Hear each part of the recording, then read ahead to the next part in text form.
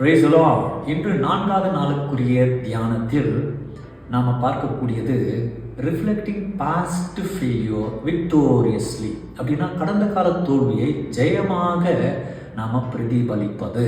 Mark 1:12-13 வாசித்து பார்த்தீர்களால், இயேசு கிறிஸ்து வனாந்தரத்தில் சோதிக்கப்படும்படி நடத்தப்பட்டார் என்று சொல்லி அவர் ஜெயமாக அவர் எல்லாவற்றையும் மேற்கொண்டார் என்பதை நாம் பார்க்கிறோம். இஸ்ரேல் ஜனங்கள் 40 வருஷம் வனாந்தரத்தில் இருக்கும்போது ஆண்டவரை சோதித்தார்கள். மோசேவுக்கு அவர்கள் விரோதமாக முறுமுறுத்தார்கள். அவர்கள் தோற்று போனார்கள்.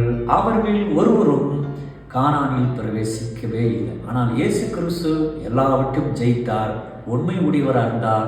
சோதனை ஜெயித்து மக்களுக்கு, ஜனங்களுக்கு, இஸ்ரவேலுக்கு, அவரை விசுவாசிக்கிறவர்களுக்கு ரட்சிப்பை அவர் ஜெயமாக அவர் கொடுத்து விட்டார்.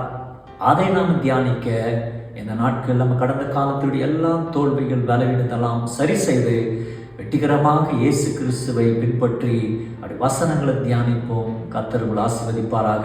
God bless you.